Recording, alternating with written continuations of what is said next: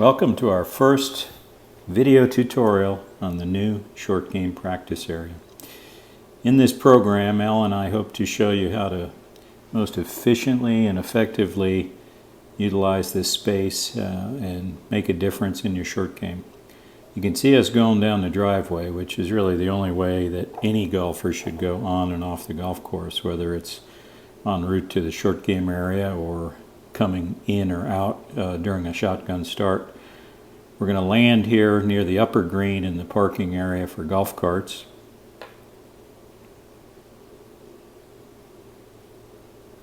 When I get to this area, I'm going to grab my sand wedge and load 8 or 10 balls into one of the silver tubes.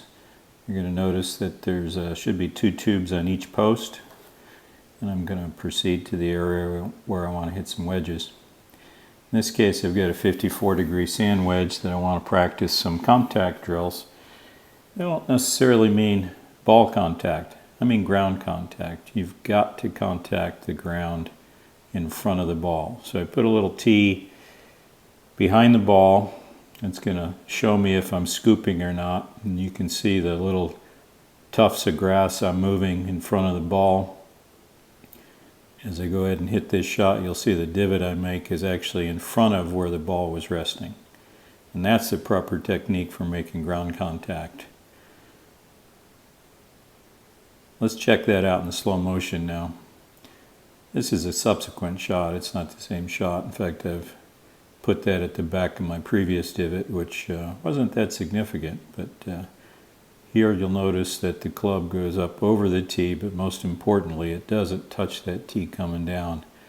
And the contact with the ground is actually going to be in front of where the ball was resting.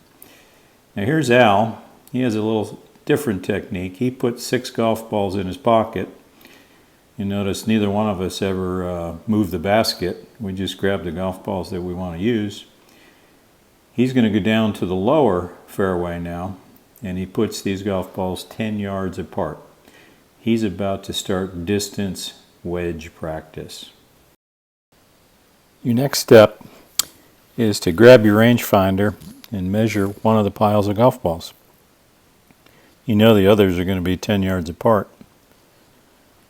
You're going to hit the first ball, pay close attention to where it ends up, and then grab that second ball and try to make an adjustment for the first. In this sequence, you see Al has gathered up his 6 golf balls and is just throwing them randomly into the rough to practice his next series of shots. As he gets to the side of the green, he sees somebody hasn't cleaned up after themselves. So in an effort to clean up for them, he's going to go down and hit some really awkward shots. You can see some downhill shots here in the bunker. Remember, you've got to practice the awkward shots too. You don't get all perfect lies and perfect shots when you're playing the game. And the last thing we're going to leave you with today is how to produce the proper divot pattern. There's the first shot. The next shot, you're going to put the golf ball at the back of the first divot. What we're trying to do is produce long, skinny lines of divots. Agronomically, this allows the fairway to grow back most quickly. And what you're going to notice in this second shot is there's really not much divot production. Most of the divot is actually already gone in the first one.